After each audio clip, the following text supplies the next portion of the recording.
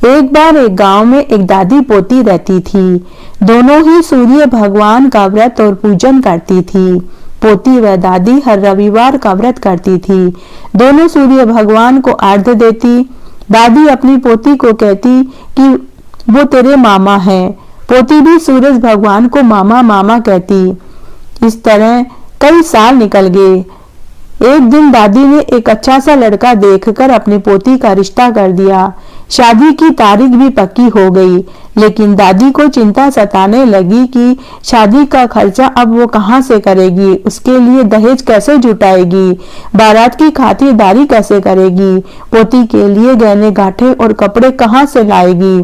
तब पोती ने दादी से पूछा कि दादी आप उदास क्यों बैठे हो। तब दादी ने अपने मन की बात अपनी पोती को बताई।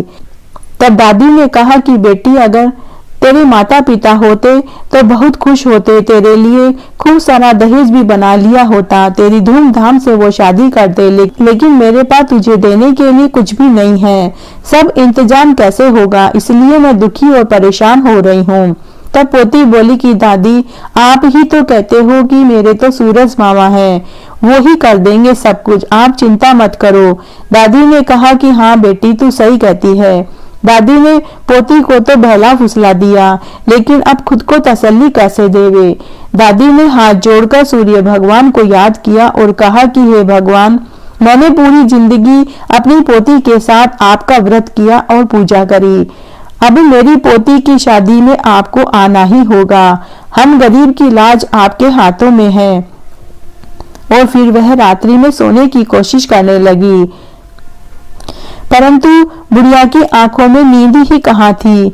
उस रात राणा देव ने सूर्य भगवान से कहा कि हमें शादी में चलना है।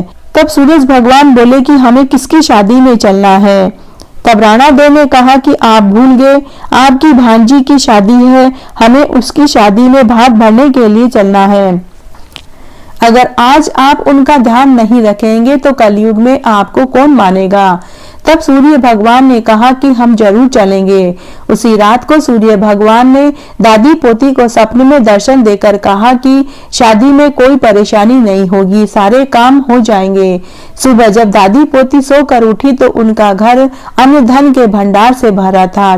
दहेज के गहने कपड़े सब वहां पड़े हुए थे। तब दादी और पोती दोनों समझ गई कि यह सब कुछ सूर्य भगवान ने किया है।